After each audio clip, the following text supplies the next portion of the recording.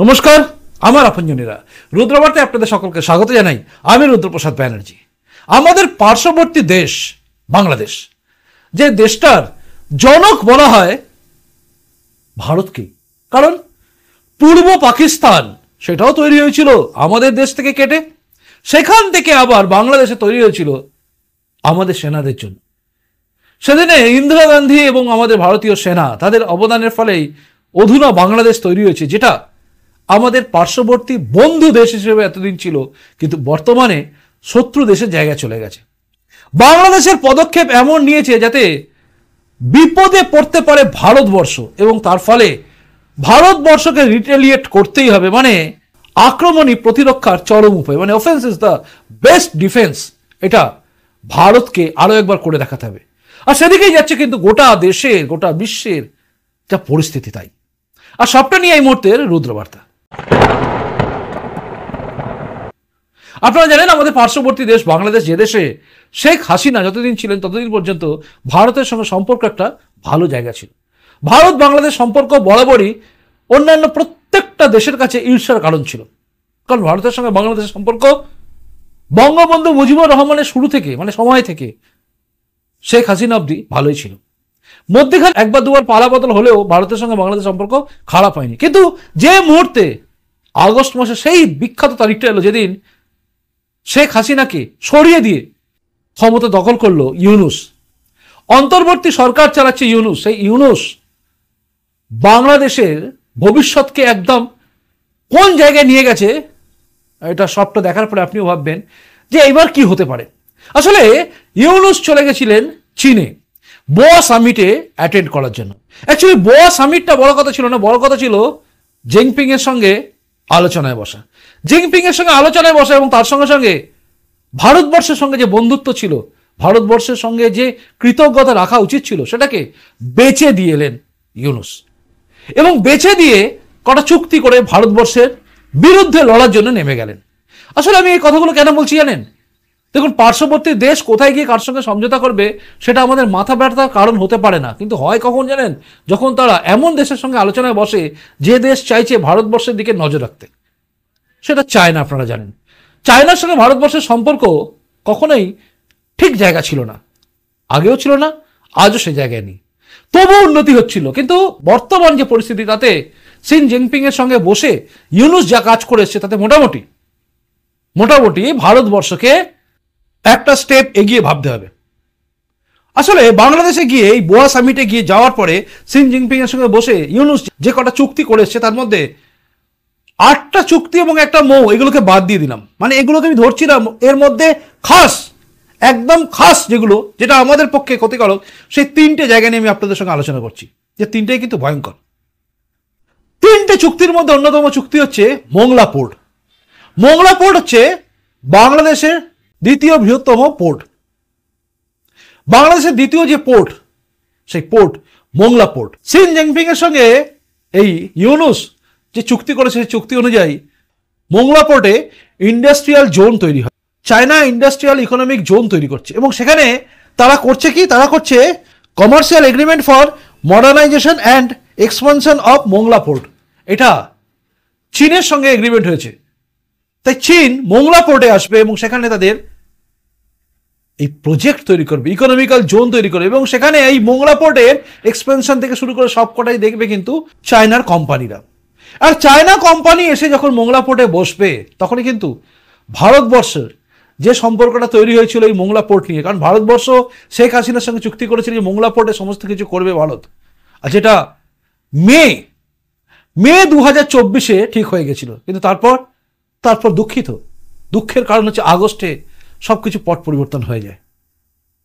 ভারতের হাত থেকে সেই জায়গাটা সরে গিয়ে এখন হয়ে গেল মোংলা পোর্টের জায়গা আসছে চাইনিজ কোম্পানিরা এসে তারা করবে। কিন্তু মজার ব্যাপার হচ্ছে চাইনিজ কোম্পানিরা এলে আমাদের ক্ষতি কি?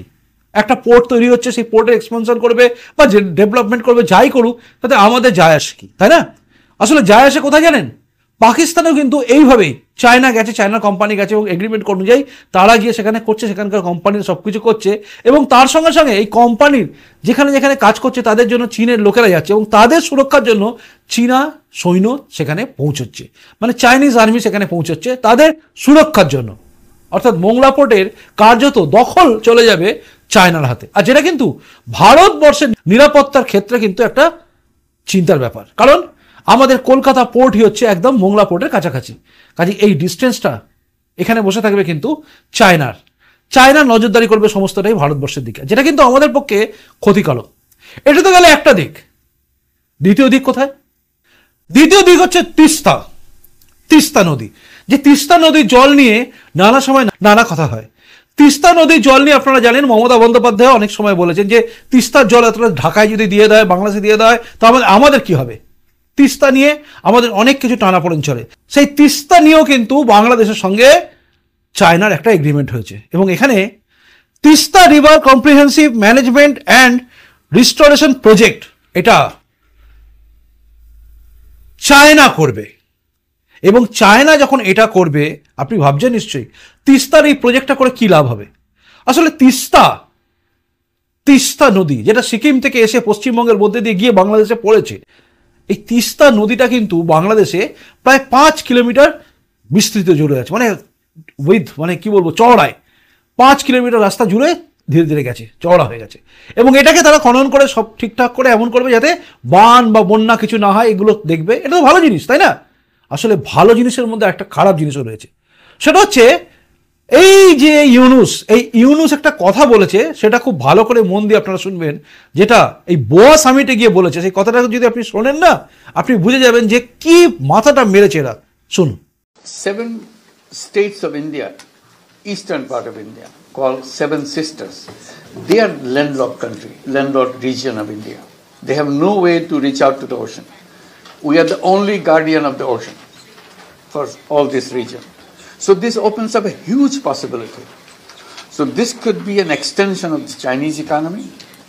Build things, produce things, market things, bring things to China, bring it out to the whole rest of the world. That's a production house for you. So that's the opportunity we should seize and we should implement, we should get it done. Nepal has unlimited hydropower, which is a blessing. Bhutan has unlimited hydropower. That's a blessing. We can bring it to our purpose, to our setting up our factories and so on. And from Bangladesh, you can go anywhere you want because the ocean is in our backyard. So this is the opportunity that we want to take. And not necessarily it will be something you produce and sell it to the world. শুনলেন? আপনাকে শোনালাম এই তার কারণ হচ্ছে seven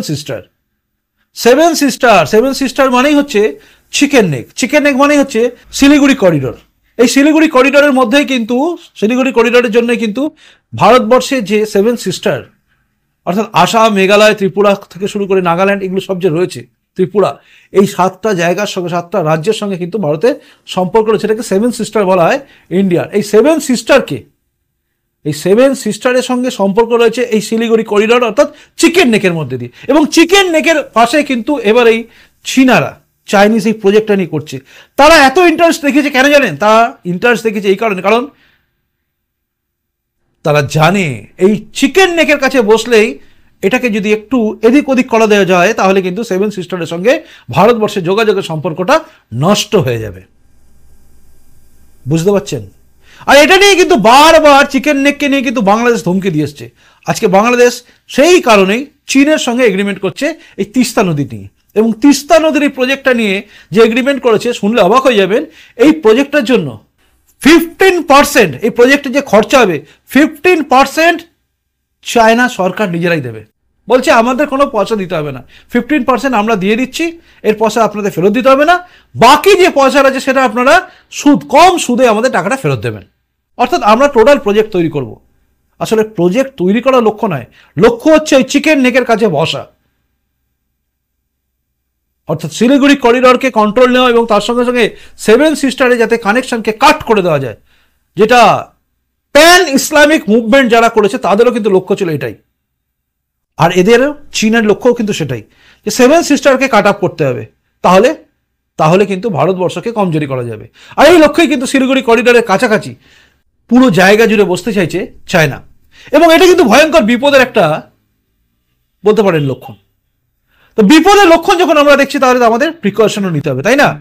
এই precaution নেওয়ার কথা আসার আগে আমি বলে দিই আপনাদের, থার্ড যেটা আমাদের পক্ষে মানে চীন যেটা যেটা বাংলাদেশ করেছে চীনের সঙ্গে যাতে আমাদের ক্ষতি করা যায়, সেটা কি জানেন?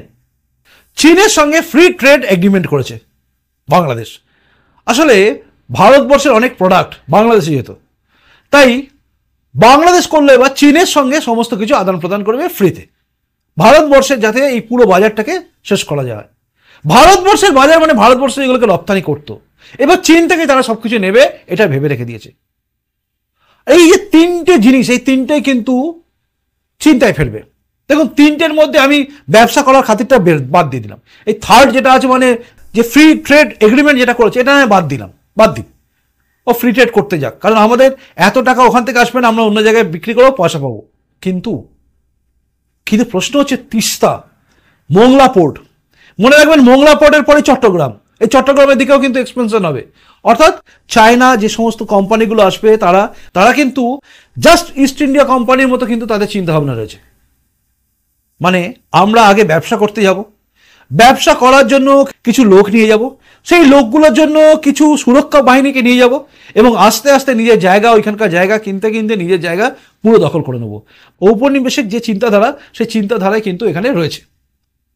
আর এই চিন্তাধারা নিয়ে কিন্তু চীন এগোচ্ছে।